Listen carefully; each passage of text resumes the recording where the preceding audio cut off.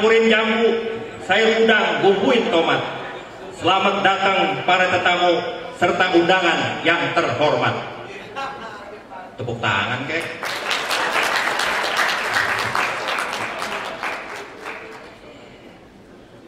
Saudara hadirin, wabil khusus Bapak Dekan kita, Profesor Dr. Bambang Wibawarta, Ketua ILUNI kita FIB, Abang Fadlizon. Kemudian ada tokoh-tokoh kita yang kita ketahui, ada Pak Taufik Ismail, ada Pak Des Alwi. Mana Pak Des Alwi? Kita kasih tepuk tangan. Orang tua kita ini, kita belum pada datang, dia udah nongol duluan di sini. Maka itu kita sebenarnya malu sama orang tua kita ini. Ya, baik. Hadirin sekalian, sekali lagi selamat datang di acara Dialog Budaya yang dia punya judul Quo Vadis Kebudayaan Indonesia. Gila benar nih judul. Ya nggak, terus udah gitu nanti habis Dialog Budaya, maka ada pelantikan pengurus ILUNI FIB UI. Baik. Mari kita awali dengan membaca basmalah. Bismillahirrahmanirrahim. Tusuk bawang, campurin ketan, bumbu ikan, aurin ketan. Silahkan kepada Fadlizon maju ke depan memberi kata sambutan. Saya terpilih pada bulan Juni yang lalu. Dan kita dalam kegiatan ini antara lain adalah pelantikan dan melakukan dialog budaya tentang Quo Vadis Kebudayaan Indonesia. Ini mungkin akan menjadi dialog pertama dan kita akan terus melakukan dialog-dialog budaya untuk masa-masa yang akan datang. Terima kasih kepada Pak Ali Susilo dari Rektorat UI, Pak Dekan FIB UI, dan tokoh-tokoh ya, yang saya kira bisa menyempatkan hadir. Ada Om Des Alwi yang umurnya sekarang sudah 84 tahun tapi tetap semangat. Kemudian Pak Alam, Pak Taufik Ismail, Pak Hardi yang akan menjadi juga pembicara, dan saya kira Pak Parikesit, Pak Penyair. Kemudian yang lainnya adalah keluarga besar dari ILUNI FIB UI dari masa ke masa saya lihat di sini. Jadi terima kasih, mudah-mudahan ini adalah awal yang baik untuk melakukan kegiatan-kegiatan ILUNI di masa-masa yang akan datang. Tadi malam juga kami ketemu dengan Ketua ILUNI sebelumnya yang saya gantikan, Mas Pepeng. Mas Pepeng juga mengirimkan salam kepada kita semua karena beliau dalam kondisi yang sakit ya. Tapi sampai jam 11 malam saya dan kawan-kawan juga di rumahnya Mas Pepeng tadi malam. Saya kira demikian. Terima kasih atas sekali lagi. Mudah-mudahan semakin siang semakin banyak yang hadir. Assalamualaikum warahmatullahi wabarakatuh. Saya adalah generasi yang paling akhir dari Universitas Indonesia di Bogor yang memegang ijazah dengan gambar beringin dan air.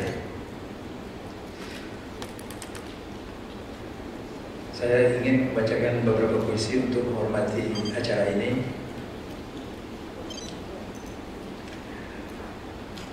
Kita rindu menaiki gerbong cahaya. Keimanan. Kita hidup di sebuah zaman ketika uang dipuja-puja sebagai Tuhan. Dengan uang hubungan antar manusia diukur dan ditentukan. Ketika mobil, tanah, deposito, relasi dan kepangkatan. Ketika politik, ideologi, kekuasaan disembah sebagai Tuhan. Ketika di zaman ketika ramalan bintang dilantik menjadi Tuhan. Ketika garis telapak tangan dipercaya sebagai ganti Tuhan. Ketika di masa ketika angka 13 ditakuti sebagai Tuhan. Sehingga lantai ke-13 hotel ditiadakan. Di zaman tahayul kuno atau modern sangat berkuasanya, baik tahayul dari timur dan dari barat asalnya, dari budaya daerah atau budaya dunia. Ketika dominasi materi menggantikan Tuhan, kemudian kita nyaris kehabisan nafas mempertahankan keimanan. kejujuran. Inilah dia zaman ketika kita melihat ke kiri dan ke kanan, kita menampak anak-anak membeli jawaban soal ujian. Ada guru-guru ingin naik golongan menjiplak tulisan, mahasiswa mencuri skripsi, pasca sarjana plagiat disertasi, pasca sarjana plagiat disertasi. Kemudian pelaku bisnis menyogok ke kanan dan ke kiri, menyuapkan komisi ke sana dan ke sini, perangkat birokrasi melakukan korupsi, koordinator penyogok mendistribusi upeti, anggaran disunat, laporan fiktif menjadi-jadi. Eksekutif, legislatif, yudikatif, bisnis banyak menjadi garong berdasi. Masih ada yang jujur, ada yang jujur, tapi jumlahnya sedikit sekali. Sebuah suku dan etnik bersama menjelma menjadi bangsa pencuri, maling roh, maling copet, rampok, bandit, maklar menguasai negeri, pemeras, pencoleng, penipu, penyogok, betapa dominasi. Banyak omong, sumber fitnah, tukang dosa, tukang dusta, jago intrik, ingkar janji. Ketika pajak sebagai tambang emas, tahunan bertahun-tahun dirampok dan dibajak. Ketika polisi, hakim, jaksa dan pengacara sedikit yang bisa dipercaya, masih ada, tapi sedikit yang bisa dipercaya. Ketika keputusan pengadilan belak-belakan diperjualbelikan, begitu banyak hakim, HAKIM, bila dipanjangkan, hubungi aku kalau ingin menang. HAKIM, hubungi aku kalau ingin menang. Begitu banyak jaksa, JAKSA, bila dipanjangkan, jajaki aku kalau sesuai anggarannya. Begitu banyak polisi, POLISI, bila dipanjangkan, percayalah, objekan licin ini sukses implementasinya. Inilah dia zaman Etienne. Gila, gendeng, gelok, sinkronis sampai infausta. Inilah dia zaman dengan sia-sia kita cari ke belakang dan ke depan. Betapa susahnya berjumpa dengan kejujuran. Ketertiban. Pada hari ini kita berdiri di tepi jalan. Begitu banyak, 3-4 orang naik motor boncengan, anak-anak muda naik atap bus, orang-orang tua memanjat atap gerbong kereta api, berteriak-teriak di atasnya, melambai-lambaikan bendera, cuma untuk menonton bola, memaksa masuk stadion, tidak mau beli karcis, dan kalau timnya kalah, marah-marah, melempar-lemparkan kaleng dan botol ke tengah lapangan pertandingan, menggebuk wasit, sesama penonton pukul-pukulan, semua peraturan dilanggar, dianggap ringan. Peraturan lalu lintas dianggap sepele, kebut-kebutan. Gara-gara sepele saja persoalan. Anak-anak muda sedikit tawuran. Sesudah tarawih bulan Ramadan juga tawuran. Anak-anak tua sedikit-sedikit ngamuk-ngamukan. Sesudah menuntut ini itu berteriak maki-makian. Tinju diacung-acungkan, batu-batu berlayangan, kursi-kursi DPRD dilempar-lemparkan, pagar besi digoyang-goyangkan. Digoyang-goyangkan di tengah jalan, membakar ban, benih anarki disebar-sebarkan sampai bunuh-bunuhan. Capek kita mencari ke kiri dan ke kanan, di mana gerangan itu letaknya ketertiban, disiplin diri. Pada hari ini kita mencari disiplin diri. Artinya bagaimana cara betul-betul memenuhi janji, melaksanakan tugas dalam bentuk janji, membayar hutang dalam bentuk janji. Kalau tak bisa memenuhi janji, sebaiknya mulut dikunci, tekun dalam bekerja keras, maknanya tidak bermalas-malas, mencapai tujuan yang baik dan jelas, sehingga saling membantu dalam bentuk yang ikhlas. Bagaimana supaya tepat waktu saja. Sebagai bangsa kita sejak dahulu menghadiri 100 rapat, 90 selalu terlambat. Kita adalah bangsa yang terkenal di dunia paling tepat waktu, cuma waktu berbuka puasa.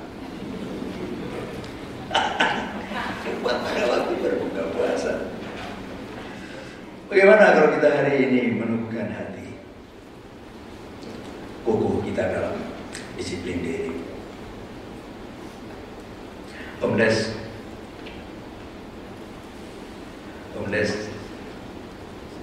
dalam masalah tepat waktu, Bung Hatta adalah yang nomor satu.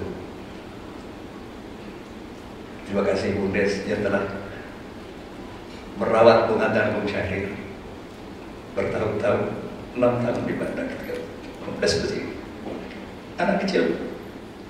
Terima kasih.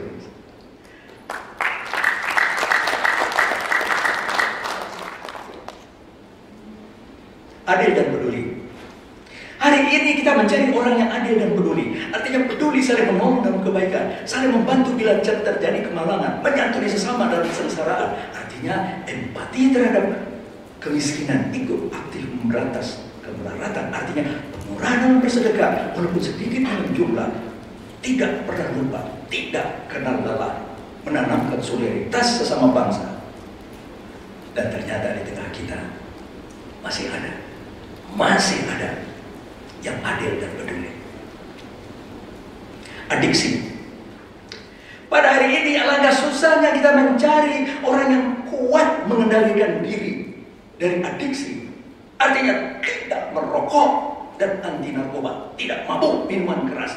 Artinya menjauh dari alkohol, nikotin, heroin, kokain, sabu, ekstasi, ganja dan marihuana, berbagai racun, residu dan semacamnya. Terperangkap adiksi.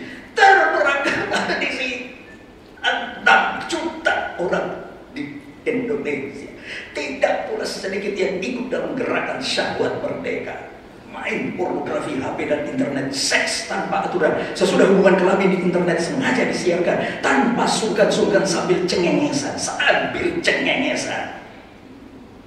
Tampil di televisi ini jadi anggota dewan perwakilan. Tidak ada lagi malu sebagai perasaan, dicekram kebebasan tanpa batasan yang diajarkan ideologi neoliberal kebablasan.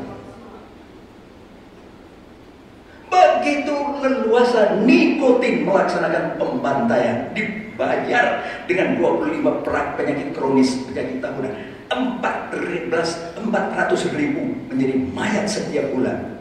Sampai jam ini di Indonesia orang yang mati karena nikotin sudah 500 orang sampai jam ini, sejak tadi pagi. Karena setiap hari 1.172 orang mati diturunkan ke kuburan. Begitu leluasa kita biarkan nikotin melakukan pembantaian. Akhlak mulia. Namun masih ada manusia di tengah ini kebablasan, di tengah ini kebalauan, tetap kukuh dalam kesantunan, dalam cinta dan kesayangan.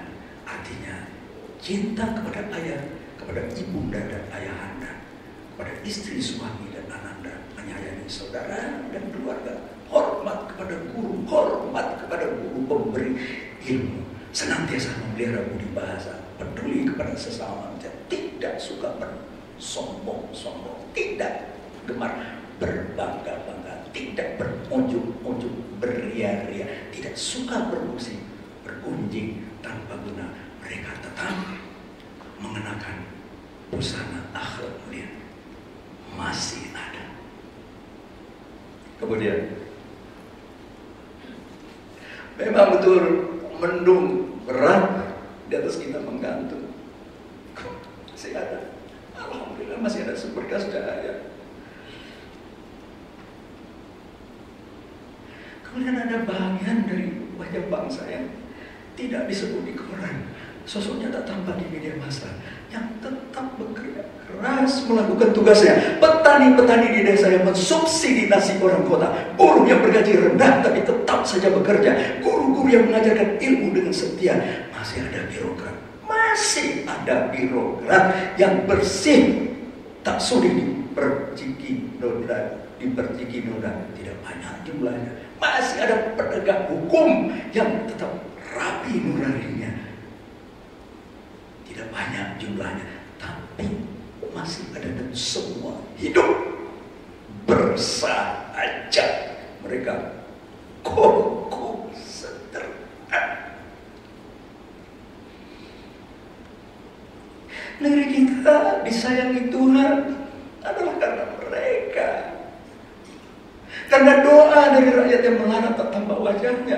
Doa orang sakit yang terbaring di permukiman sederhana, ditolak di rumah sakit karena tak kuat membayarnya. Doa 6, 7, 8 juta anak Indonesia ingin bersekolah juga, tetapi tidak cukup bangku sekolah untuk mereka.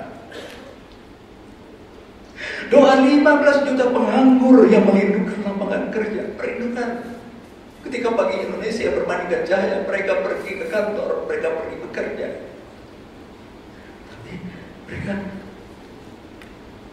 menganggur, tidak ada lapangan kerja untuk mereka.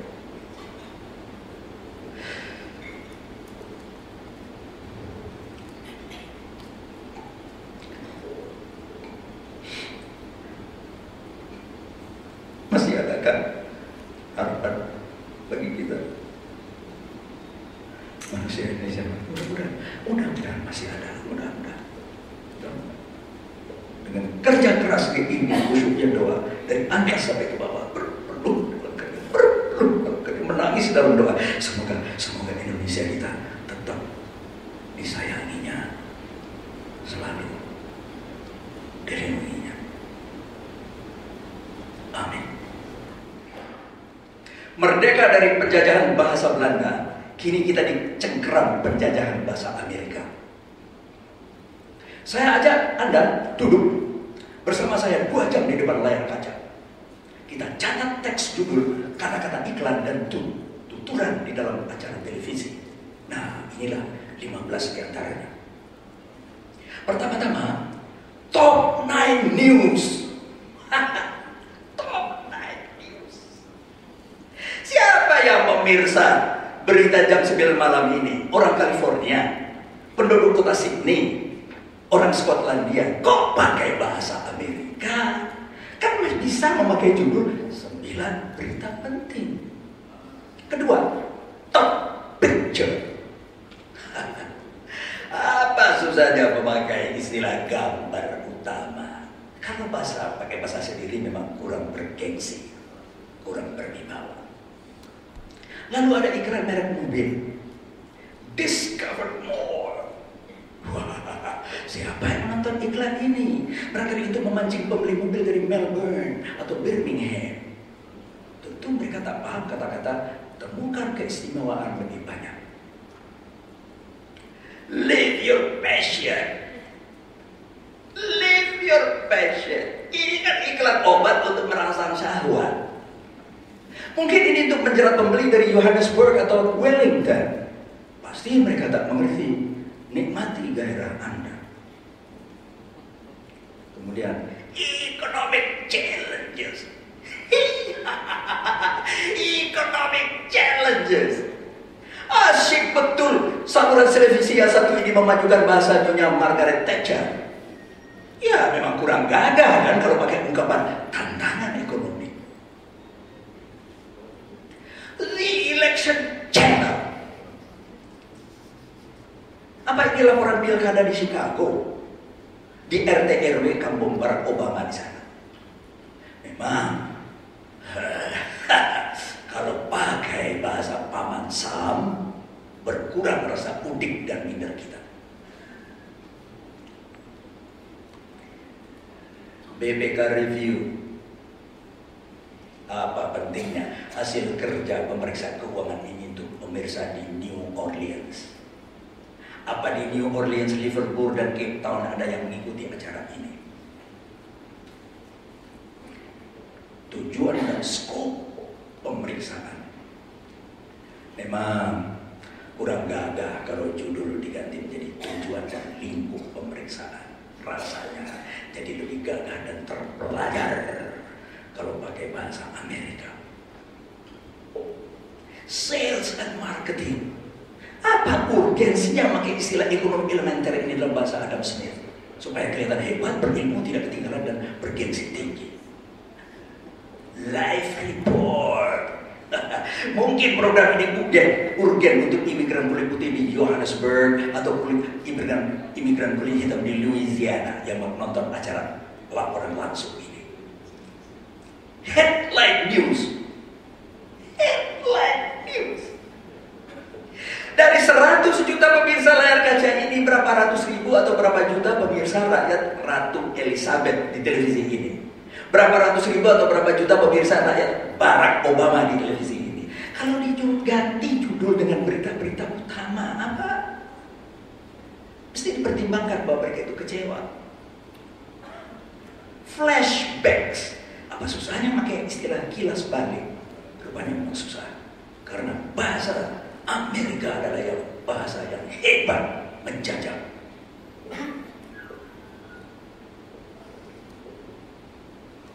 Be smart, be informed. Memang kalau dalam bahasa kita agak panjang jadinya. Jadilah pemirsa cerdas, jadilah pemirsa kaya informasi. Yang ke-15, save our nation. Save our nation. Kalau dari sudut pandang bahasa ini, maka yang diselamatkan itu adalah bangsa Amerika, bangsa Inggris, bangsa Kanada, bangsa New Zealand, dan bangsa-bangsa yang memakai bahasa ini, bukan bangsa Indonesia yang diselamatkan. Kenapa tidak pakai istilah selamatkan bangsa kita? Kemudian satu lagi seruan, selamatkan bahasa kita. Yang langsung dimaksudkan pasti bangsa kita, pasti bahasa kita, bangsa dan bahasa Indonesia. Jadi sesudah lama dijajah bahasa Belanda, akhirnya kita merdeka dari penjajahan itu. Kiranya sekarang kita dijajah oleh bahasa Amerika. Kelihatannya akan sangat lama kita dijajah begini. Silau, minder, terbungku-bungku, rendah diri. Waktu dijajah bahasa Belanda dulu tidak segawat ini. Dan memang pada waktu itu belum ada televisi. Sambil kita dijajah bahasa Amerika karena merasa unik, kagum dengan mulut ternganga, TV menganjurkan pula agar kita meniru-niru perilaku dan budaya mereka. Tapi yang digugu bukan budaya kerja keras mereka. Yang disuruh tiru bukan perilaku sehari-hari yang tepat waktu. Yang digugu bukan perilaku kutu hukum. Yang disuruh tiru itu adalah acara gunjing dan perangai syahwat mereka. Bergosip, mengorek-ngorek yang aib-aib dalam acara infotainment, menunjukkan hubungan badan dan perselingkuhan. Dan karena rating tinggi, dicari-carikan alasan jurnalismenya. Dan lihatlah industri HP, video internet dan layar kaca bergandengan tangan dengan merat-eratkan mesranya dalam gerakan syahwat merdeka. Yang mana adalah sambalnya? Dan lihat akibatnya pada anak-anak kita. Anak-anak kita terpaksa satu dan sawarsa. Kembali kita kepada awal mula. Apakah perlu televisi Indonesia ikut membina kesadaran berbahasa Indonesia pada pemirsanya? Tentu perlu. Tapi struktur ekonomi yang kapitalistik yang mendasari industri ini dan orientasi rating yang menjadi rujukan utamanya, maka kenyataannya adalah kesadaran berbahasa ternyata bukan urusan televisi. Kesadaran berbahasa, modal utama rasa berbangsa, bukan urusan televisi. Mencari laba, memperkaya diri, itulah urusan televisi.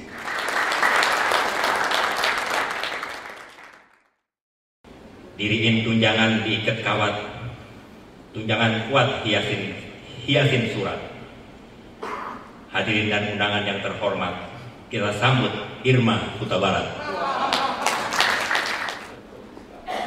Ya, judul besarnya ini adalah Quo-Vadis Kebudayaan Indonesia. Saya bilang sama Fad, sebenarnya judul Quo-Vadis ini saya rada-rada kurang sep gitu, karena dari zaman dulu ketika saya di Metropon kalau ada judul Quo-Vadis politik, Quo-Vadis pemilihan umum itu menjadi sangat generik. Tadi saya ngobrol dengan Bang Henry Bangun, mestinya mungkin bisa apa kabar kebudayaan Indonesia? Boleh nggak gitu Pak Taufik? Apa kabar kebudayaan Indonesia? Gitu.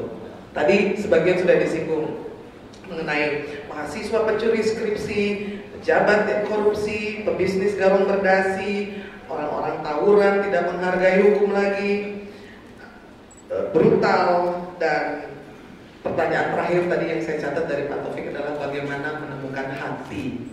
Mungkin melalui budaya lebih banyak hati-hati yang menjadi lebih lembut, menjadi lebih punya banyak empati. Dan saya akan berikan kesempatan pertama kepada Pak Bambang untuk memaparkan mengenai apa kabar budayanya dari sisi fakultas kesayangan kita. Silakan Pak.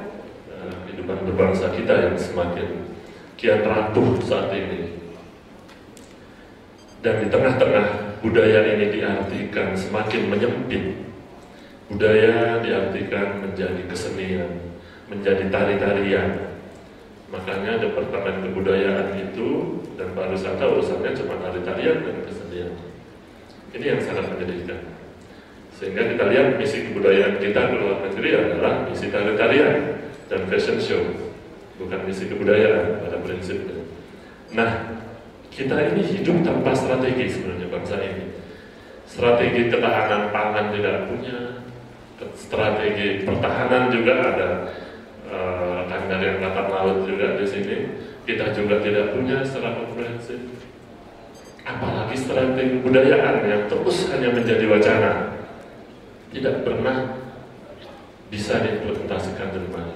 Sedangkan kongres kebudayaan juga sering diadakan, tetapi belum menghasilkan sesuatu yang bisa diimplementasikan secara baik.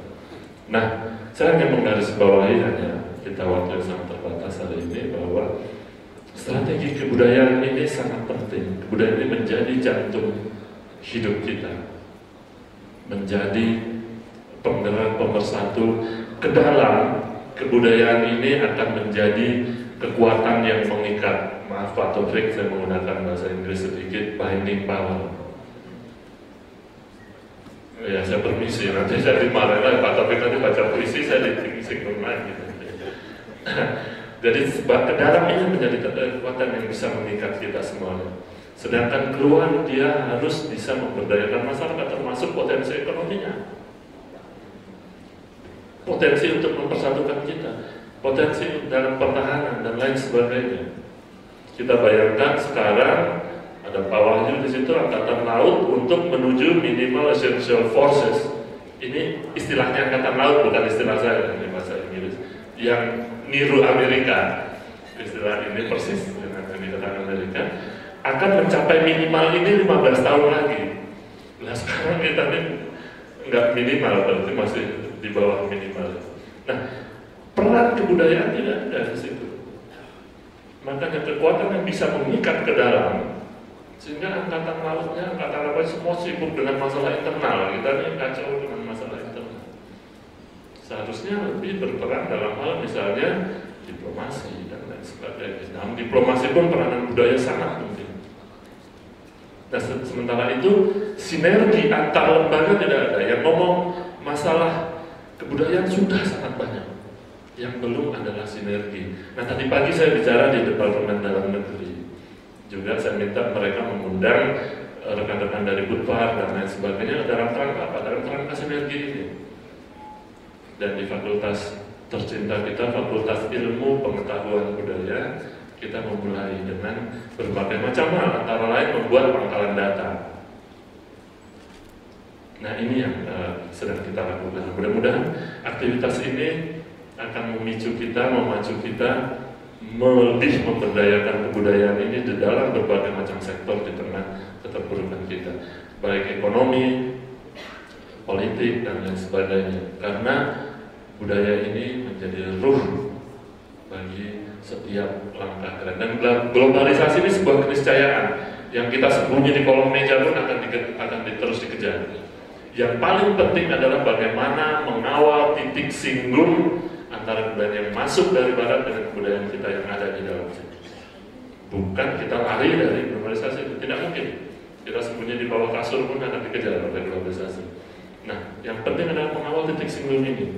Seperti apa? Yaitu link mengkaitkannya dengan dunia pendidikan kita. Tanpa itu kita tidak akan susah menghadapi serbuan kekuatan lunak atau soft power dari luar itu. Kita dengan bangga mengkonsumsi kekuatan lunak dari luar. Kita bangga anak-anak kita, adik-adik kita mengkonsumsi komik, animasi dan lain sebagainya dari luar. Tanpa kita bersiap-siap. Yang paling penting saya rasa adalah mengawal titik singgung ini. Bagaimana caranya kita bersama-sama, termasuk dalam dunia pendidikan. Mungkin itu dulu karena waktu sangat terbatas. Nanti kita akan masuk dalam sesi diskusi. Terima kasih. Iya, tepuk tangan Bapak Ibu sekalian. Jadi memang sebetulnya tidak jauh berbeda dengan Pak Taufik Ismail ya, bahwa yang tadi dikatakan oleh Pak Bambang itu adalah keprihatinan. Bahkan sebuah kementerian pun hanya menerjemahkan bagaimana budaya itu dengan sangat sederhana. Harapan yang lebih dari itu adalah bagaimana budaya menjadi ruh bagi semua tindakan kita ya.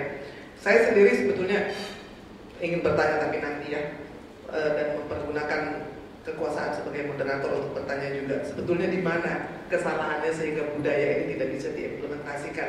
Saya percaya bahwa ada budaya yang baik itu budaya memelihara, budaya toleransi, budaya yang egaliter, budaya jujur itu yang semakin pupus atau pudar. Saya simpan dulu pertanyaan saya. Kita berikan kesempatan kedua kepada Pak Farid untuk juga Pak Hilmar, Pak Farid atau Pak Maulana ya sebetulnya. Ada di sini. Ada. Ya udah Pak Maulana deh, silakan. Sebagai peneliti bagaimana Anda melihat apa kabar kebudayaan Indonesia ini? Silakan. Ya, saya cuma kasihan yang namanya benar-benar Maulana harus dihubungkan dengan saya. Saya Hilmar Farid. Orang biasanya di sastra dulu manggilnya Faid. Saya langsung nyambung omongan Pak Dekan ya. Soal strategi bahwa bangsa ini tidak punya strategi di segala bidang. Saya mau mundur selangkah sebetulnya dari pembicaraan itu dengan mempertanyakan bangsa itu sendiri. Ya. Saya belajar sejarah dan sepanjang yang saya tahu, saya baca bangsa ini tidak ada karena dikehendaki ada begitu saja. Dia dibentuk oleh sejarah dan mungkin pengalaman ini agak unik. Negeri ini begitu besar ya. Kita berangkat siang dari Jakarta, hari berikutnya itu kita baru sampai di Papua kalau terbang ya. Dan kita hidup di satu kawasan yang begitu dinamis, begitu banyak elemen bercampur sehingga bangsa hanya ada karena ada pengalaman atau kesamaan sejarah. Ya. Tidak satu etnik, orang Papua punya 350 sekian bahasa, tidak mengenal satu sama lain, apalagi orang yang datang dari luar. Orang yang datang dari luar biasanya juga dengan sikap yang seperti melebihi Belanda. Ya. Kalau pergi ke daerah-daerah lain gitu. Saya kira mesti lapang dada juga kita mengakui bahwa banyak orang Indonesia pada dasarnya rasis. Sangat membedakan warna kulit, sangat membedakan penampakan dari luar dan hal-hal semacam itu. Jadi pertanyaan besar saya sebetulnya mengenai keberadaan bangsa sekarang ini, yang menurut saya semakin lama semakin merosot. Gitu. Tadi sudah disebut kekuatan mengikatnya yang makin pudar, ya terus dilemahkan oleh konflik, terus dilemahkan juga oleh banyak hal lain yang saya kira selama ini mungkin diabaikan. Gitu. Jadi strategi saya kira penting, tetapi itu berdiri di atas satu asumsi bahwa bangsa itu masih kokoh berdiri dan memang punya satu komitmen. Gitu. Sementara saya sekarang mungkin mau mundur selangkah untuk mempertanyakan komitmen ini. Gitu. Dan sederhana saja, gitu. Ketika saya mau diundang ya, terus berbicara mengenai itu, cari bahan kira-kira apa yang mau dibicarakan, saya nggak akan sempat bikin makalah gitu ya. Saya lihat kok beritanya yang muncul jelek terus, yang disebut Pak Taufik tadi, baca-baca berita di dalam bahasanya saya lihat isinya itu ya buruk. saya coba menghindar, tidak memedulikan, nah sudahlah tutuplah detik.com dan semua dimatikan televisi, pergi lewat di Jalan Ampera, ada orang tergeletak tangannya buntung karena dia berkelahi di pengadilan. Jadi kita lihat bahwa sistem hukum, sistem politik dan semuanya itu sekarang mengalami penurunan, dan yang terancam bukan anarki dalam pengertian yang sangat abstrak gitu ya, tetapi yang terancam sebetulnya menurut saya keberadaan bangsa ini sendiri. Dan pertanyaan kemudian kembali kepada kita gitu ya. Bagaimana caranya memperkuat komitmen bahasa Indonesianya Pak Taufik? Komitmen kata yang tepat gitu untuk merumuskan itu.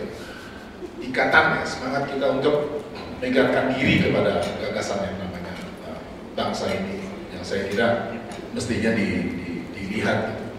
Nah, saya nggak punya resep, saya tidak punya anjuran bahwa harus melakukan ini, melakukan itu, tapi saya bisa kira-kira membayangkan arah ya, dari perjalanan ini. Dan memang kalau tidak ada tindakan cepat, tidak tertutup Indonesia akan menyusul kekacauan situasi yang mirip-mirip seperti di Afrika. Ya. Dan saya kira dalam beberapa hal, dalam beberapa aspek, sebetulnya kita sudah di sana. Ya. Kalau lihat apa yang terjadi di Tarakan, kalau kita lihat apa yang terjadi di banyak daerah yang jauh dari Jakarta, ya, keadaan itu sebetulnya sudah mirip menyerupai situasi di banyak tempat yang kita lihat hanya melalui televisi. Dan saya punya 3 wilayah gitu yang ingin saya bicarakan. Ya. Pertama soal nasionalisme yang terkait dengan soal kebangsaan ini tadi, gitu ya. Bahwa kita mengalami defisit, dan ya ciri-cirinya saya nggak perlu perbanyak, ya sudah banyak sekali dibicarakan. Pak Taufik tadi sudah memberikan daftar yang cukup panjang untuk memperlihatkan defisit itu. Wilayah kedua soal demokrasi. Banyak orang bilang ya inilah kita kebablasan sekarang, reformasi terlalu demokratis, harusnya kita kembali ke bentuk-bentuk yang lebih otoriter karena itu yang lebih cocok dengan budaya Indonesia. Bukan sekali saya dengar argumentasi seperti ini. Nah, saya berpendapat sebaliknya, kita ini kurang demokratis ya, dengan asumsi atau dengan bayangan bahwa yang sekarang ini ya bukan demokrasi ya, demokrasi tidak identik dengan punya perwakilan di mana logikanya yang bekerja itu bukan hubungan aspirasi dan hal-hal yang semacam ini, tetapi transaksi. Transaksi ini yang sekarang berkuasa di dalam banyak logika hubungan politik, bahkan hubungan sosial. Ya. Transaksi ini yang dominan. Dan saya kira itu yang soal yang penting. Yang ketiga wilayahnya soal kesejahteraan yang saya kira adalah dasar. Ya. Ada sekarang saya mengajar juga di satu sekolah untuk anak pinggiran yang nggak buat sekolah formal, ya, sulit sekali untuk mengajar apapun ya, sebetulnya gitu. Karena dikit-dikit yang mereka bilang ini buang-buang waktu, nggak sesuai langsung dengan apa yang kita perlukan dan seterusnya ya, nggak nyambung dengan urusan-urusan kita. Ya, tapi saya kira soal kita adalah soal kesejahteraan ini yang saya kira sangat penting. Soal konsepsi mengenai bagaimana caranya membuat Indonesia sejahtera. Dan singkat saja saya bilang bahwa ideologi pasar itu sudah kebablasan. Ideologi pasar yang tidak terkontrol.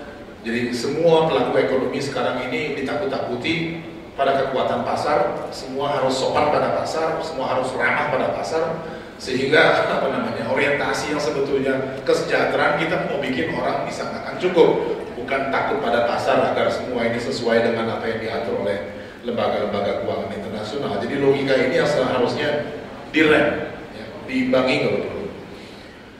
Saya sekarang ini kerja dengan satu asosiasi guru ya, untuk memperbaiki kurikulum sejarah. Sulit karena gurunya juga nggak baca. Ya.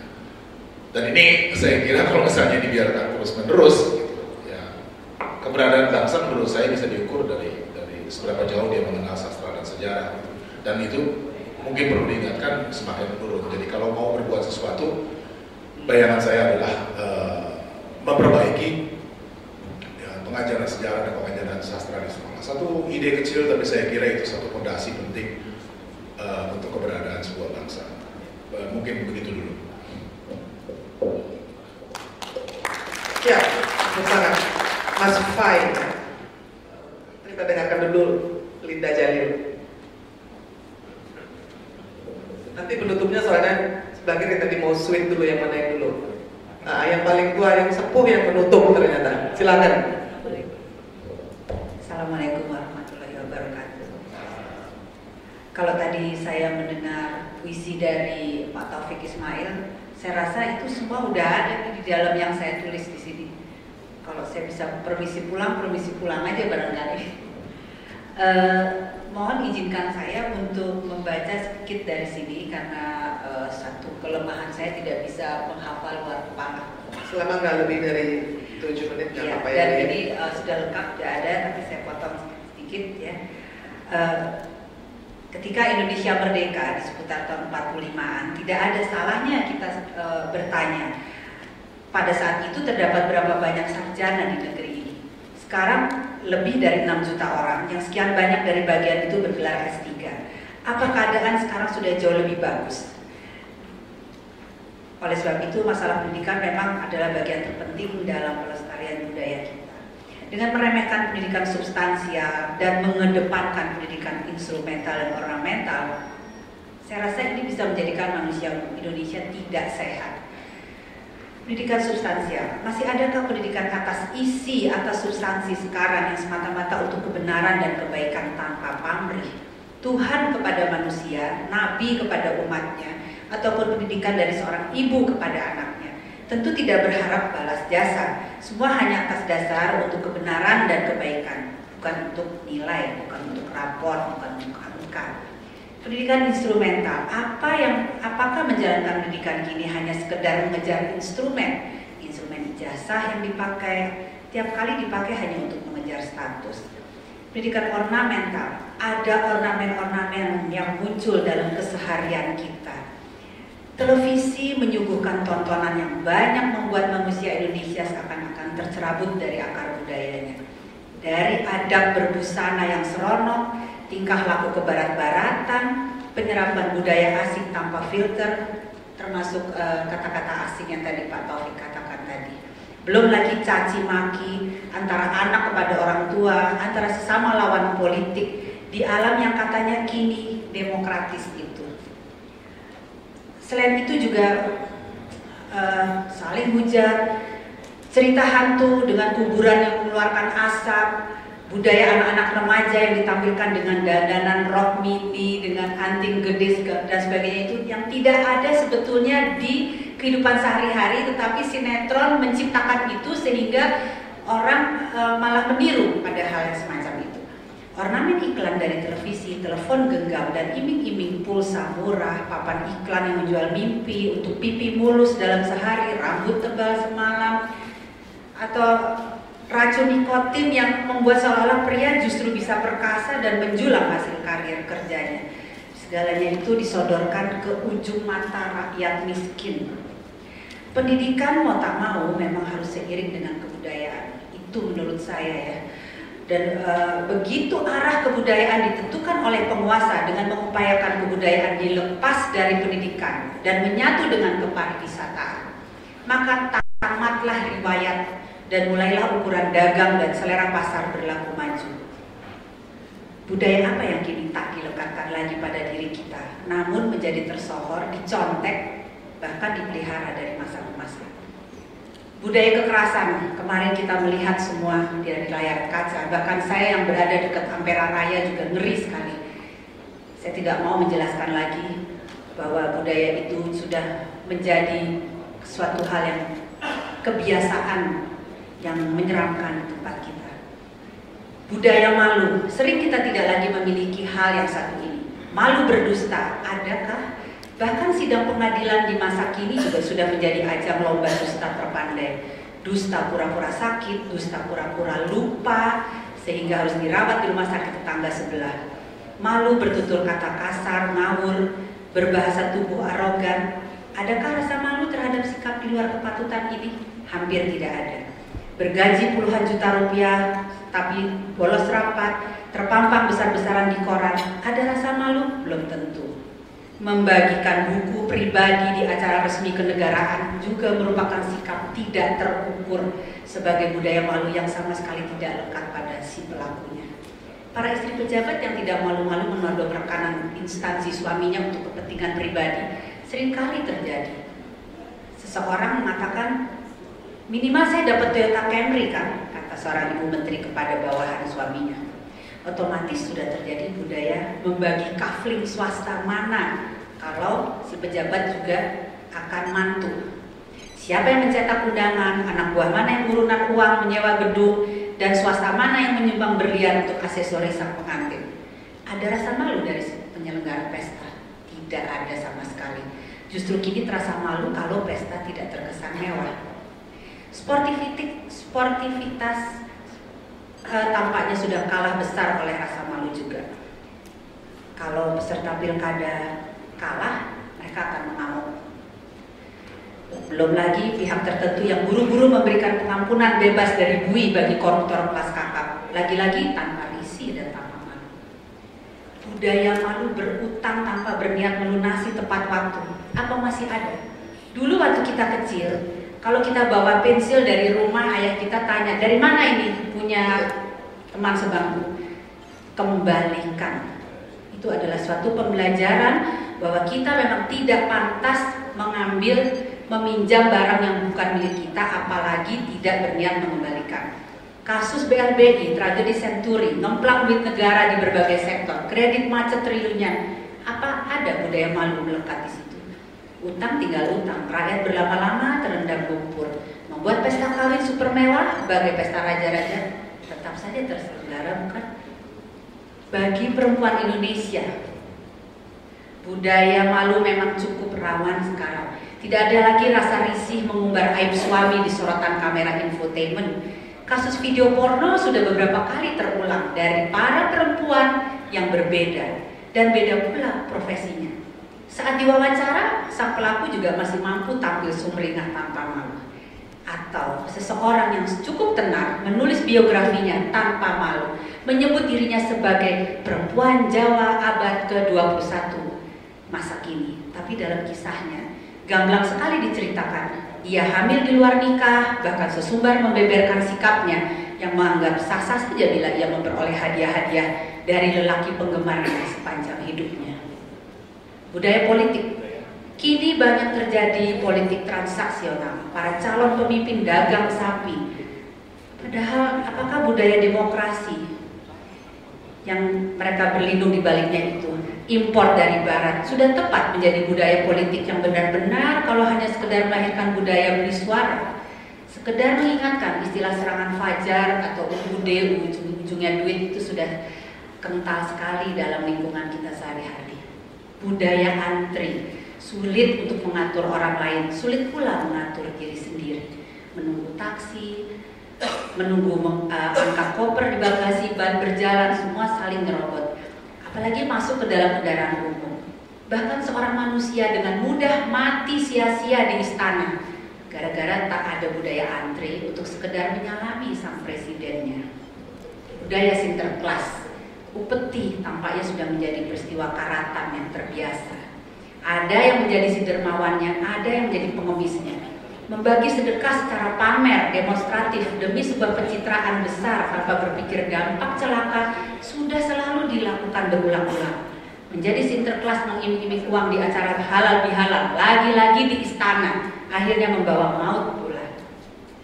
Lebih gawat lagi, uang gratifikasi sinterklas dari langit dianggap juga sebagai bukan hasil dari korupsi.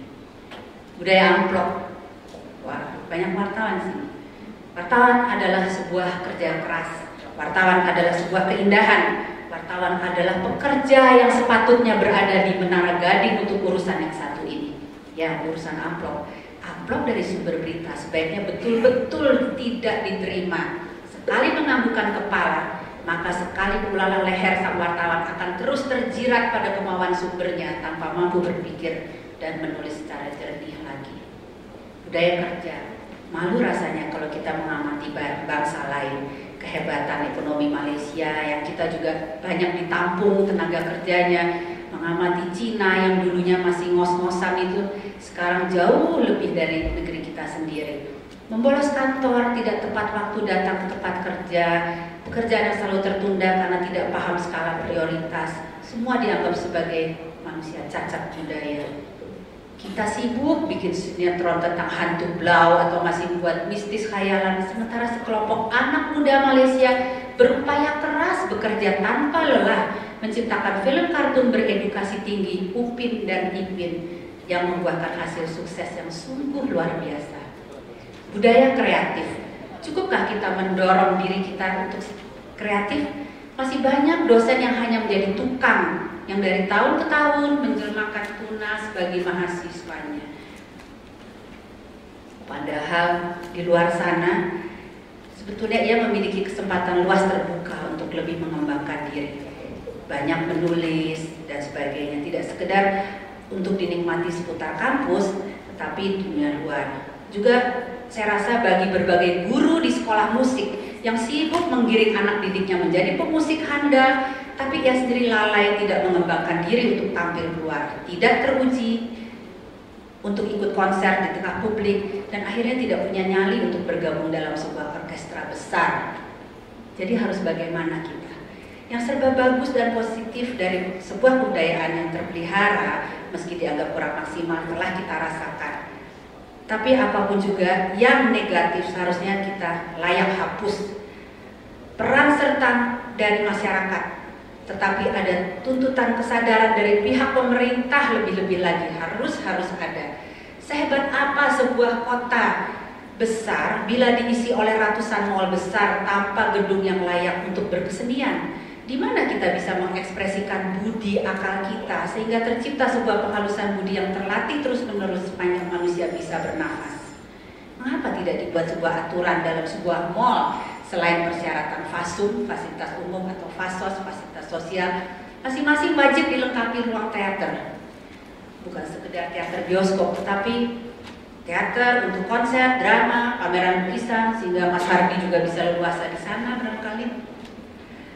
Jadi niat kuat pemerintah untuk memberikan fasilitas segala bentuk peristiwa budaya menurut saya masih sungguh minim, dan dibawa pemerintah untuk mengatur sedikitlah tata cara penyiaran yang santun berbagai stasiun televisi, juga bagai tanpa gigi. Tiap lapisan masyarakat, dosen, si wartawan dan sebagainya harus kerap kali mutlak memiliki martabat, akurasi dan kredibilitas tinggi. Bahkan berbagai pemuka agama, ustadz-ustadz yang belakangan ini rajin memberikan ceramah di rumah ibu-ibu, selayaknya juga turut menendang kebudayaan yang buruk yang dari hari ke hari tanpa disadari tetap dipelihara secara buruk sehingga membuat keadaan Indonesia semakin memburuk. Sekian, terima kasih. Assalamualaikum warahmatullahi wabarakatuh. Iya, Linda. Jadi pertanyaannya sebetulnya sehari-hari dan juga dekat sekali dengan apa yang tadi sudah dipuisikan oleh Pak Taufik, ya, berarti sama yang pemikirannya. Tadi sudah mau pulang ya, karena sudah dibacakan oleh Taufik Ismail kira-kira isinya sama, dan berarti punya keprihatinan dan juga pemikiran yang lebih kurang sama. Mudah-mudahan juga kita semua juga memahami dengan sungguh-sungguh kerisauan itu ya. Baiklah, terakhir last but not least kepada Empu Hardi. Mas Hardi ini seorang pekeris empu, kalau dulu empu gandring gitu ya, sekarang empu gandrung saiki. Silakan Mas Hardi. Sebetulnya kalau kita ingin menyiapkan budaya kita itu nomor satu dibubarkan debat, karena itu suatu hal yang salah konsep luar biasa. Sekarang kalau kita flashback sebentar itu, ini hari tanggal 30 September. Tanggal 30 September itu hari keramat.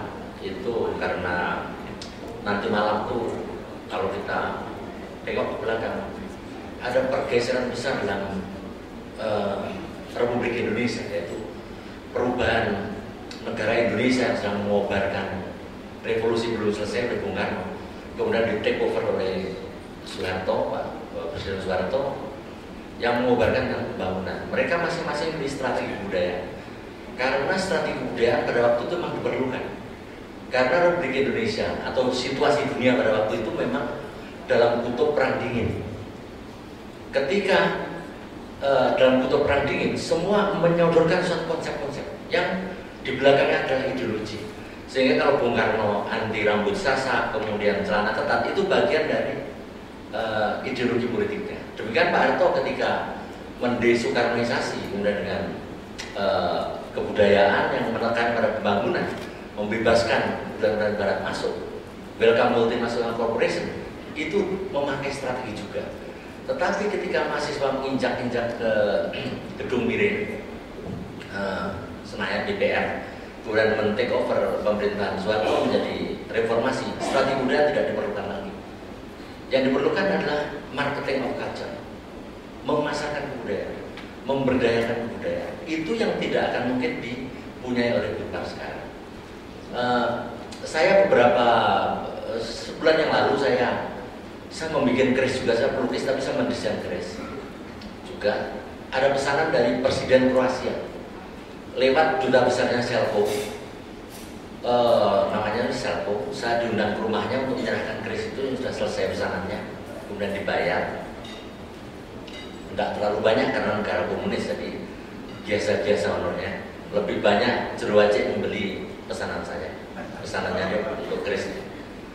Itu dia bilang begini, Indonesia ini salah konsep. Konsep apa? Konsep dalam memanage kebudayaan. Salahnya di mana? Penduduk Kroasia 5 juta, tetapi turis yang datang 12 juta. Penduduk Indonesia 220 juta, turis yang datang 5 juta per tahunnya.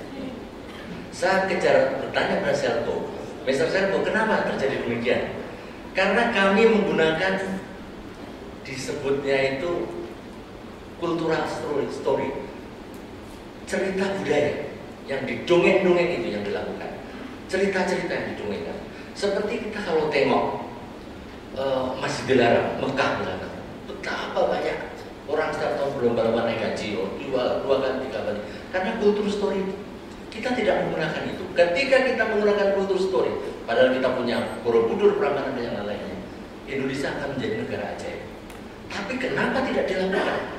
Karena menterinya geblek, Budpar geblek, tidak memiliki visi-visi sedemikian. Juga SBY, Pak SBY tidak jauh wawasannya. Kebudayaan harus dikaitkan dengan pendidikan, tidak dengan pariwisata. Bukan kita anti pariwisata, lewat pendidikan pun kita bisa marketing untuk turisme, tapi tidak digandengkan dengan pariwisata.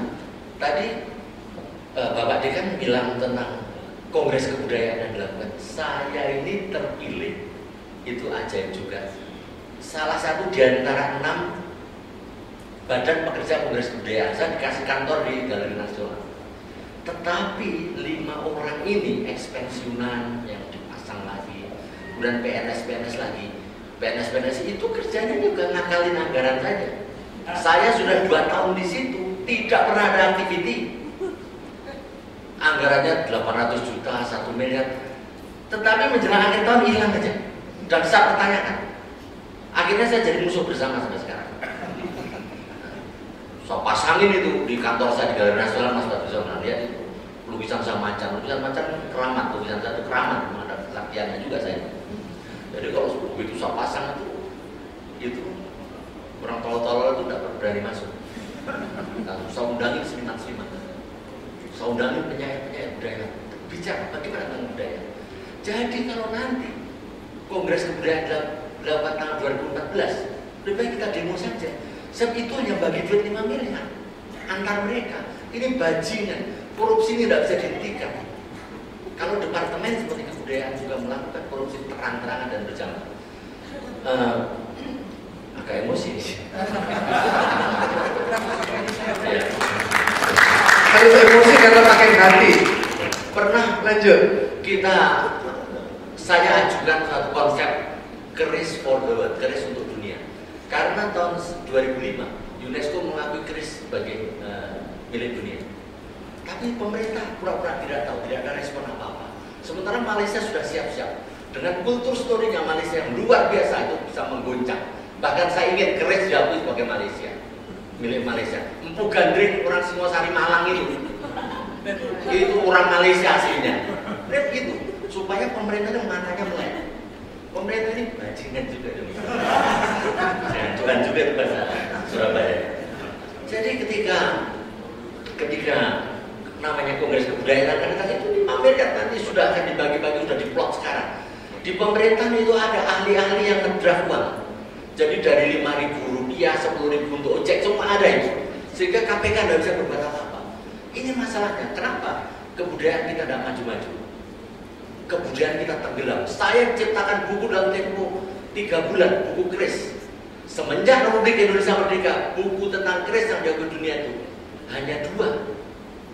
Tebel-tebel juga 400 halaman, 300 halaman.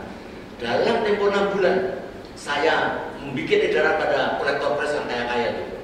1 halaman 1 juta. Mereka berlomba. Ada 200 keris lebih yang untuk dipasang di muat di buku itu, sehingga ongkos cetak langsung tertutup. Dalam tempo 3 bulan, saya dan teman-teman bisa mencetak buku keris untuk melengkapi semenjak Republik Indonesia menjadi 3 buku keris yang representatif. Sementara buku tentang sambal goreng tempe, kemudian buku tentang menghaluskan kulit itu berjilid-jilid di Gramedia tentang danaku, tapi pemerintah tidak ada keinginan membuat itu. Yang itu hanya sekitar 200 juta sudah bisa naik cetak.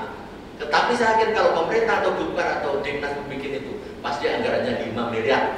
Dan itu 2 tahun tidak habis-habis itu, tidak akan selesai.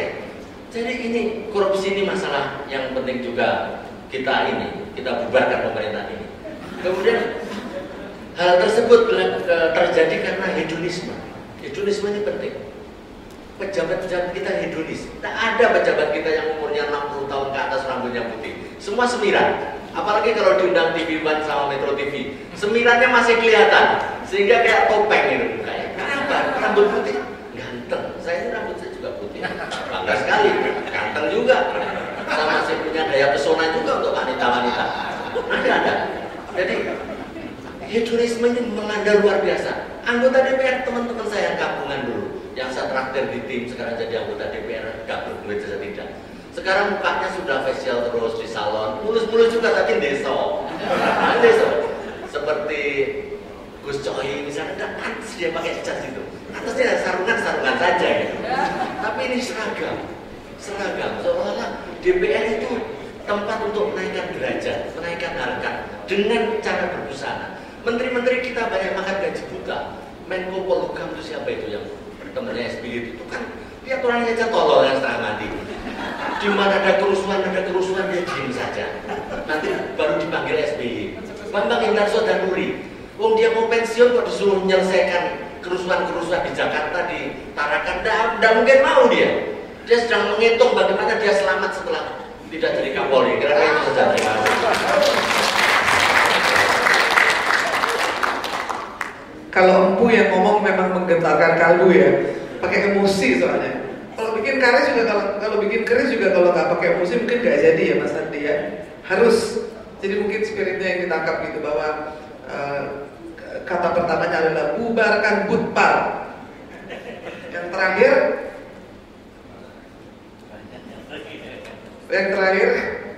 banyak yang goblok pokoknya yang disebut-sebut gitu.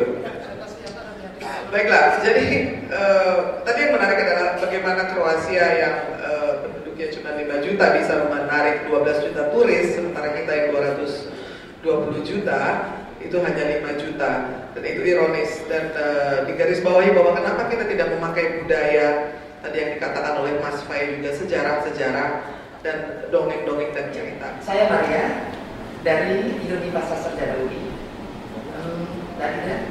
Dalam makanan berjudul kebudayaan yang baik tetap terpelihara, yang buruk juga tetap dipelihara. Nah, saya tertarik pada budaya malu, budaya politik, budaya anti, budaya superkelas, budaya amplop, budaya kerja, dan budaya kreatif. Cuma sampai sekarang saya tuh tidak tahu definisi apa kebudayaan Indonesia. Pernah saya tanya kepada Pak Sugeng Budi Santoso, pada almarhum Pak Harsha Fatihar, itu kan apa ya, kita kan macam-macam budaya di Indonesia itu kan macam-macam, ini macam-macam. Tapi sebenarnya kebudayaan Indonesia itu yang kayak apa? Ya, saya menulis dulu di wilayah Amerika, tapi Anda saya bukan menjadi terdominasi oleh Amerika. Sekarang sejak 25 tahun terakhir saya mengikuti konsultasi budaya Indonesia dan budaya organisasi. Dari perjalanan saya selama ini, saya melihat fundamental issue daripada kenapa kita tidak berbudaya. Setelah saya melakukan kajian-kajian, tampaknya ada satu masalah yang sangat mendasar, bahwa cara kita lepas makro, Pak Taufik dimarahin, jangan dalam bahasa Inggris. Tampaknya kalau saya lihat dokumen-dokumen negara, ada salah satu masalah yang mendasar adalah kita berbangsa dan bernegara belum melihat manusia sebagai fungsi strategisnya manusia, sehingga seluruh turunannya itu terkerdilkan, termasuk budaya. Jadi dalam beberapa tahun ini saya sudah merumuskan dan sudah memfasilitasi sejumlah organisasi, termasuk sekarang Dijen Pajak, bahwa ketika kita merubah budaya organisasi, kita harus paham betul tentang manusia, karena manusia adalah sebagai penghasil budaya dan subjek dan objek budaya. Akibat daripada tidak terlihatnya manusia sebagai sentral daripada pembangunan bangsa, padahal di UUD 45 mengatakan negara bertanggung jawab untuk menjamin kesejahteraan sosial dan menjadi manusia seutuhnya, tetapi dalam sisi strategi implementasi tidak ada. Sehingga saya berpikir bahwa kenapa terkerdilkan selama ini manusia dan budaya itu karena ada strategi besarnya belum memang terpetakan. Sehingga saya sendiri memang sedang berusaha menjalin sinergi dengan berbagai pihak, termasuk dengan Pak Bambang, ya, karena ini sangat mendasar sekali. Karena saya dan teman-teman sedang melakukan kajian-kajian tentang budaya dalam konteks budaya Indonesia, budaya organisasi Indonesia dan sebagainya. Termasuk juga membantu menyusun nation character building dan mencoba melihat fundamental issue di mana. Ketika kita bicara budaya, tidak terlepas kita memahami budaya, atau memahami manusia dengan segala dimensinya. Saya ingin wacana lebih jauh. Yang menarik bagi saya adalah dari Mas Fai tadi, agak menarik bagi saya bahwa ini ada kapitalisme, tapi seperti apa? Tolong dirumuskan. Tolong institusi yang besar ini, kalau mau pakai strategi budaya, jangan another makalah yang saya kumpulkan dari tahun 90. Terima kasih. Ada baiknya dengan adanya learning ini nanti bisa berkomunikasi dengan baik tentang apa yang sudah terjadi di fakultas dan apa yang sudah dilakukan dengan ini. Bahwa kita bekerja sama, sekarang kita membuat pusat data. Salah satu dari strategi kebudayaan nasional adalah yang kita lakukan adalah kita membuat pusat data. Kita membuat database, kita membuat pangkalan data. Saat ini yang kita kerjakan adalah mengenai Betawi, Raya dan sebagainya. Dan di situ kita nantinya akan mencari nilai-nilai dan lain sebagainya. Tidak hanya melestarikan, tapi ini sampai pada taraf nanti pemberdayaan dan lain sebagainya. Ini tidak akan kelar nanti kalau saya bicarakan detailnya. Yang kedua, kita bekerja sama misalnya saja dengan kelautan tentang budaya maritim. Kita sudah research dan nanti ini akan diimplementasikan oleh Kementerian Kelautan dan Perikanan.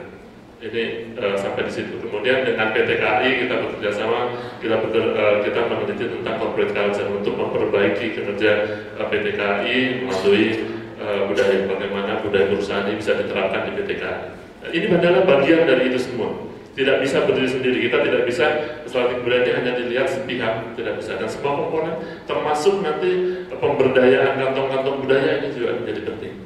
Ya, kita tahu semua, memang kita tahu globalisasi ada, tapi kita tidak melakukan apa-apa. Yang penting adalah konkret, tindakan konkret yang bisa kita lakukan apa. Karena strategi ini bertanggung jawab atas perbaikan semuanya, kode etik masyarakat semuanya. Tidak bisa kita hanya satu persatu dalam berpikir, dalam merasa, dalam bertindak. Semuanya harus ada di situ. Jadi semuanya harus terlibat. Begitu juga dengan media. Kita tidak bisa membiarkan media Kementerian Kebudayaan atau universitas melakukan apa, medianya berkata apa. Sementara media menayangkan sinetron dan lain sebagainya yang tidak masuk ke dalam kategori. Dan ini memang kehidupan bermasyarakat memang seperti itu. Tetapi jelas bahwa kita harus melakukan sesuatu secara sistematis. Harus ada rekayasa sistematis, tidak bisa tidak. Ya, kalau dilihat permukaannya memang demanya mungkin belum terlalu, akan tetapi banyak sekali media yang sudah peduli. Dengan ini tadi pagi saya dari Dagri, mereka mengadakan, saya minta untuk mengadakan penelitian dan juga membuat database tentang budaya Indonesia, karena Unpar tidak peduli Akhirnya saya minta Dagri yang melakukan ini juga membuat database tentang kearifan lokal. Dan ini sudah dilakukan. Tadi berkumpul dari 28 provinsi. Dan saya pagi dari jam 8 saya bicara di sana. Dan ini akan dilakukan, sudah dibuat softwarenya, dan ini sudah berjalan.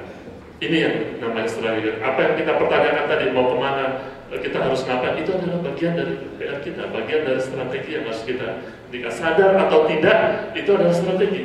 Kita berbicara di sini, semua ini membicarakan tentang budaya, tentang media, dan lain sebagainya, adalah strategi, bagian dari itu semua. Akan tetapi yang harus mengcompile ini semuanya harusnya ada.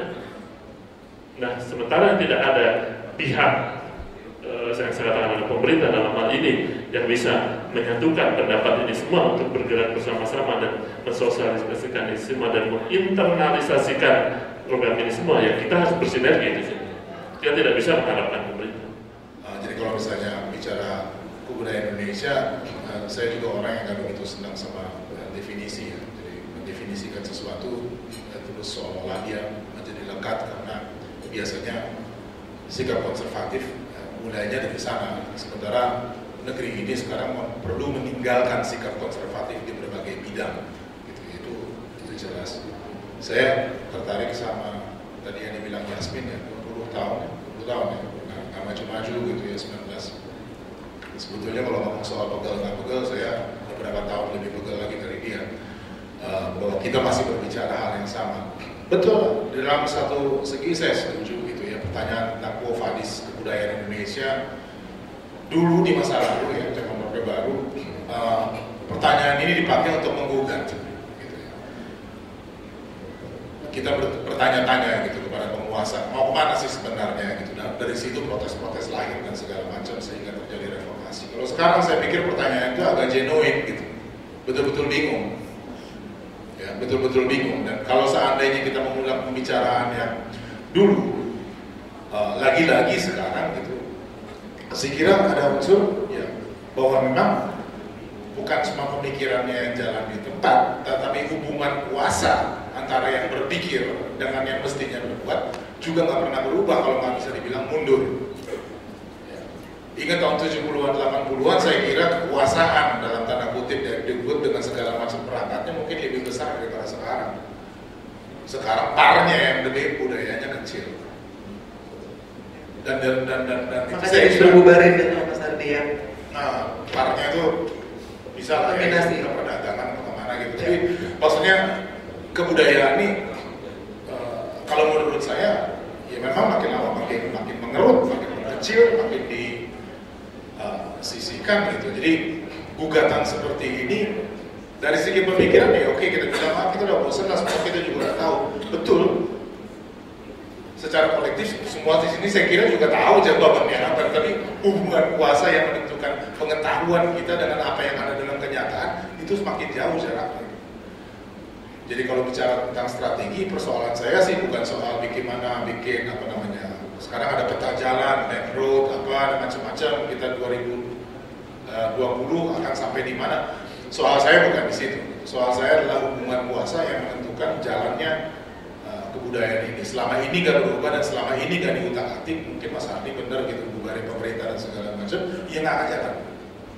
Kita akan terus mengajukan pertanyaan yang sama lagi gitu, ya 10-20 tahun lagi, Quo Vadis kebudayaan Indonesia. Tapi sebetulnya kalau mau utak-atik sedikit Quo Vadis kebudayaan Indonesia, sebetulnya kan di dalam karya aslinya kan Quo Vadis Domini, mau kemana sih sebetulnya? Ya, kemana kau berjalan? Dan pertanyaan ini di kita mandek dengan bilang saya mau berjalan, ya. Kemananya itu yang kita belum tahu gitu ya. Tetapi kita cuma bilang bahwa strategi kebudayaannya adalah kita harus melangkah, betul. Tapi pertanyaan sekarang melangkah kemana? Sedikit saja menutup gitu ya, karena tadi disinggung soal kapitalisme dan lain-lain. Ya itu salah satu problem yang saya kira sangat mendasar, ya. Bahwa hubungan di antara manusia sekarang diantarai terlalu banyak oleh transaksi, kepentingan profit dan segala macam, sehingga hubungan-hubungan yang sifatnya lebih sosial, kultural segala itu terpinggir. Dan gak ada yang bisa dibuat, saya kira gitu ya, apalagi kalau misalnya cuma mengandalkan dekret dan segala macam, 20 SK keluar juga gak akan ada perubahan gitu. selama hubungan-hubungan di dalam masyarakat sendiri itu nggak dibenahi gitu. Saya kira ya pemerintah salah, sudahlah mau diturunkan 20 kali juga saya kira belum tentu benar kalau hubungan di dalam masyarakat nggak diperbaiki. Dan saya rumusnya, saya sedang Mas Irwan tadi nyumbang itu sastra yang harus kembali diperkenalkan kepada masyarakat, jadikan itu patokan nilainya. Iya, baiklah. Terima kasih Mas Fei. Bahwa akhirnya kembali kepada bagaimana hubungan antar manusia itu sendiri yang tidak hanya mengutamakan transaksi dan keuntungan semata. Mungkin kita bisa jadi pionirnya ya Mas Fei ya. Kita ini semua. Kita bisa jadi pionirnya bahwa kita bisa berkumpul karena hati kita sama, membuat gegap gempita sastra lebih tulus, lebih memakai hati. Sedikit aja. Pak Taufik tadi kan bilang gitu, buruh tani menderita dan segala macam. Saya kerja sama orang kayak gitu selama 20 tahun sekarang. Dan jangan dikira di bawah itu suci. Ada banyak masalah di situ. Gitu. Jadi jangan cuma bayangkan bahwa ada perubahan di tingkat elit akan dengan sendirinya. Itu ada banyak sekali problem dan saya kira ini bukan tanggung jawabnya penguasa di atas, entah itu kapital, entah itu negara, tetapi problem yang harus diselesaikan di tingkat bawah. Kalau kita nggak mau nengok ke sana, nggak mau lihat, dan tetap menganggap bahwa ada satu jalan emas gitu untuk menuju itu, ya kita akan begini terus. Ya, jadi mungkin kitalah yang diharapkan membuat supaya budaya itu menjadi berpijar-pijar ya, dimulai dari kita sendiri. Baiklah, hadirin, sudah sampai ke waktu yang diberikan dan saya mengucapkan banyak terima kasih kepada para panelis. Nanti bisa disambung ngobrol lagi karena waktunya sudah selesai dan saya minta supaya memberikan tepuk tangan kepada panelis yang ada di depan sini. Terima kasih banyak. Mudah-mudahan kita bisa secara rutin bertemu dan Zarkasih pemuda ganteng, terima kasih sudah datang dari Bali ke Surabaya. Mari kita kembali kepada Yahya. Thank you. Thank you Makantoman. Thank you very much. Bawa sirih campurin obat, pepaya tua getahnya putih. Terima kasih kepada Irma Huta Barat. Semua pembicara pun terima kasih.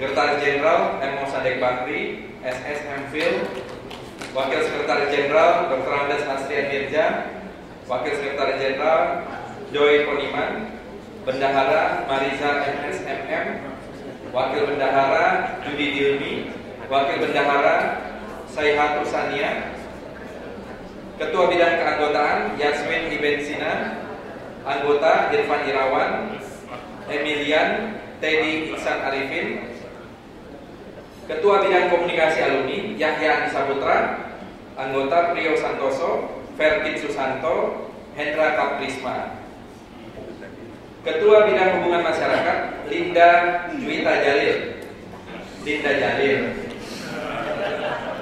Anggota Rahajeng Pulung Sari dan Diko Suara, Ketua Bidang Hubungan Alumni Fakultas Lili Cahyandari, PhD, Anggota Ahmad Fahru Roji, SSMA, Imir Osman Siregar, Ketua Bidang Pengabdian Alma Mater, Sukarman DJ Sumarno SSMSI, Anggota Deni Sastra Praja, Kemal Surya Wijaya, Amin Rahayu, Ketua Bidang Pengabdian Masyarakat Suwarti Hagani, Anggota Ahmad Hardilani, Wahyu Wijaya, Julianti Hermono. Ketua bidang yang paling penting nih, pencarian dan pengumpulan dana, Irma Huta Barat.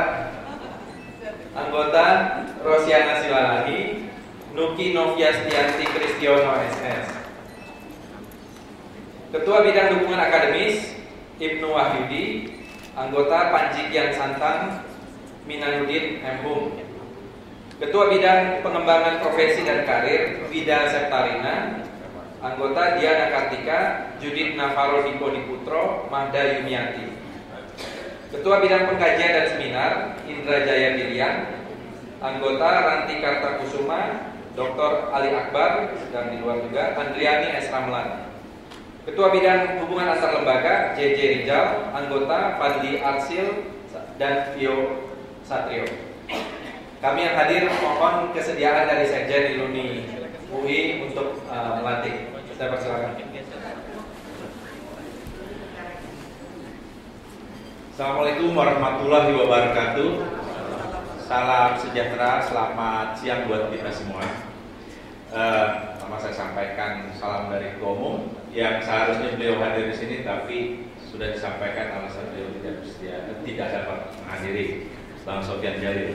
Sesuai dengan amanat anggaran dasar dan anggaran rumah tangga di Iluni yang dihasilkan pada Munas kelima tahun 2007, maka hari ini atas nama pengurus Iluni Pusat kami atau saya melantik dan mengukuhkan teman-teman mulai dari ketua dan seluruh jajaran Iluni FIB UI. Selamat bekerja, bismillahirrahmanirrahim. Mohon tepuk tangannya, Pak.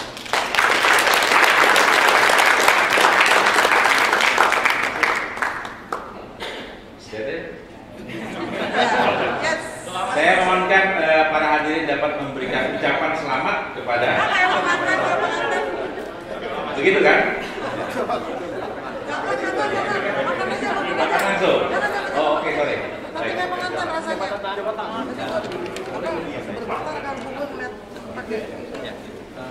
Ali Sabana, Profesor Tuti Herati Nur Hadi, Profesor Dr. Gondomono, Profesor Dr. Ahadiati, Dr. Irit Agus, Profesor Dr. Dahana, Profesor Dr. Nur Hadi Magarsari, Profesor Dr. Idan Sundari Hussein, Profesor Dr. Saparti Joko Damono, Profesor Dr.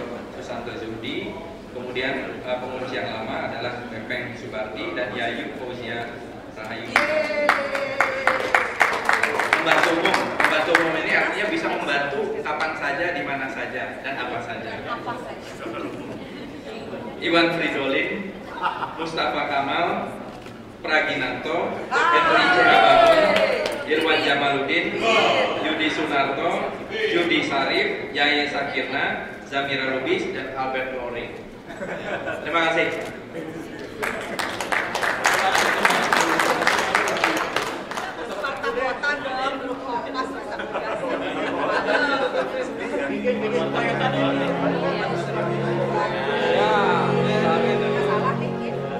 Satu, dua.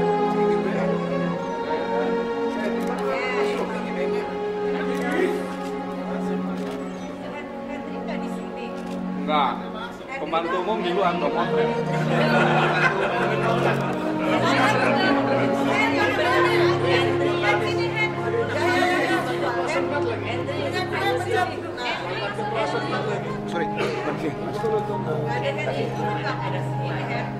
Senyum ya, senyum. Tunggu. Ya benar sih ya. Lagi.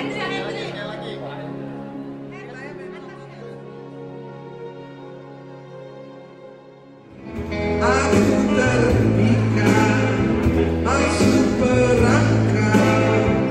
Apa daya, aku sudah melekat. Cerita malam, siapakah gerangan Tuhan?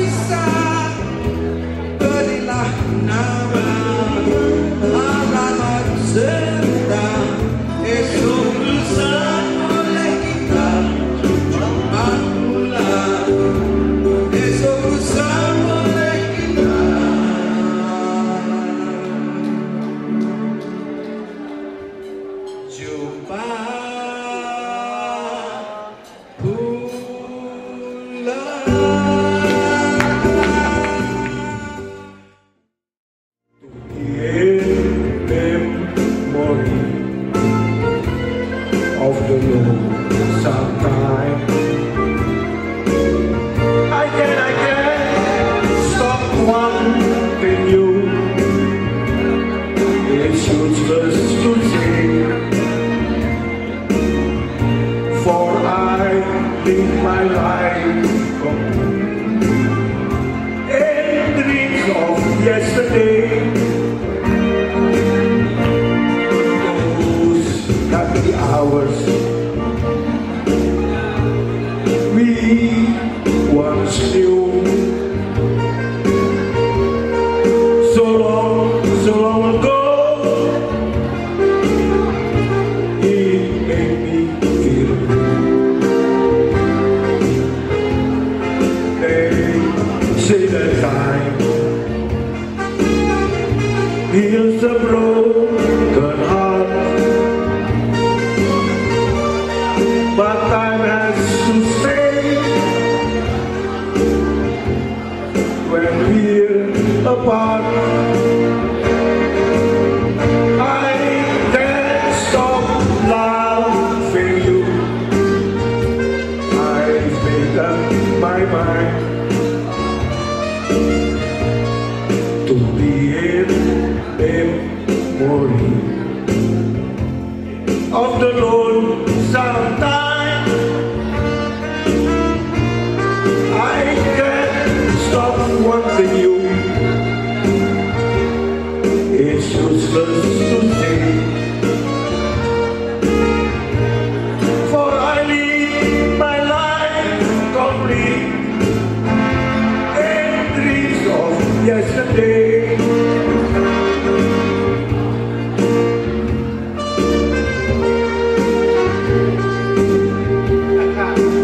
Mengingatkan kita pada Louis Armstrong.